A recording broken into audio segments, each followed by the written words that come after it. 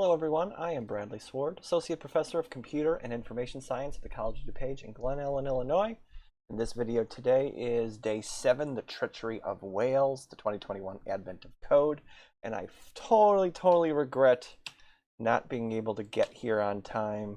Because I really wonder how I would have done, because I did this it took me only a couple minutes. It was like, oh man, some of these take half an hour or whatever for a lot of people. But I got this one done pretty darn quick. So the treachery of whales. So what that means is you've got a bunch of whales that are traveling around apparently, and they're all trying to get to the same horizontal location. They're all trying to just kind of, I didn't read the stories so much, but just trying to get a swarm going or something like that.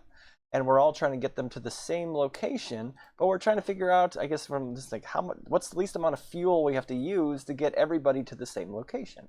So for this, oh, you see my puzzle answer already. But from 16 to 2 takes 14 fuel, and 1 to 2 is 1. And so the absolute value plays a role in this. You can't just sum everything up and then sum all of this up and just subtract. That would be too easy, I think. So in this case, the problem here is, yeah, we know 2 is the best answer for at least part 1. But the question is it? Like, how would we know that? We'd have to go through and go from like 0 to, who knows what the end condition is.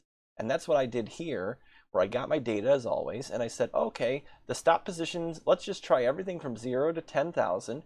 This does take quite a bit of time, and I don't know, there's probably a more efficient way to do this, but I got the answer, and that's just, for tonight, that's all that means. I'm exhausted, I gotta go. And so, for every one of the stop positions, just let's see how much, let's just see how much fuel it takes for each individual element. So you get the element from data and you just subtract off that stop position and you add it to the list, and you do that for everything. And then we just check to see, hey, is this the smallest one so far? And if so, keep it. This starts out so I never have to really account, well, this isn't the end all be all, but for this data set it is, because in Python the integer size maxes out at a huge number.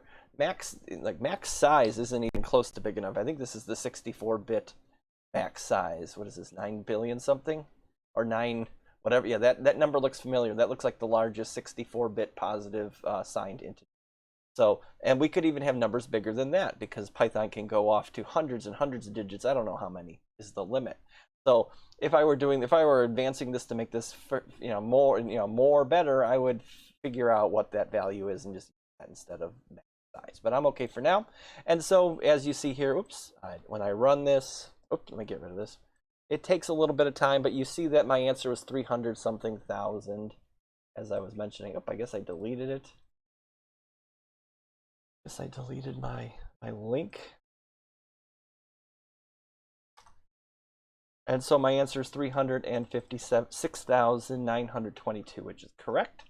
So then part 2 is the same exact thing, except now the fuel cost is different. It's not just the absolute value of placement from one to another. It is actually now basically, for, I don't know, how do you describe that? It's a summation formula, like from here. I can drag it down here, drag it over again. Not erase it this time. So if 5 is the end condition, if going from 16 to 5 is basically summing all the numbers up from 1 to 11. 1 plus 2 plus 3 plus 4 plus 5 plus 6 plus 7 plus 8 plus 9 plus 10 plus 11 gets me 66. So I'm summing up everything. So it gets me 168. But again, I don't know what that end position is. And there's my answer. And so this, I changed the code up, but here is the formula. This is all I need to do. And I cached it just so I don't have to recalculate this thing over and over and over again. When X comes in, if it's already been calculated, it doesn't have to recompute it. And so this time around, that's the only difference, is that I have to take I use this sum formula. Instead of just taking the absolute value of the subtraction, I take that, add 1 to it, and then I call the sum up formula to do the work, and then it sums up and it gets me the right answer of whatever number that is. 1 something. A lot of stuff. Takes a little while because there's a lot more to do with this, maybe not so much. And there's the number I was expecting to. I erase it. I click that.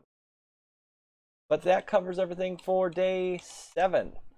And so far so good. So far everything is doable, and having fun doing it. So as always, if I misspoke or if my code doesn't follow 100% whatever data you have, please let me know, and I will fix it accordingly, or I'll try to at least discuss how I would fix it accordingly.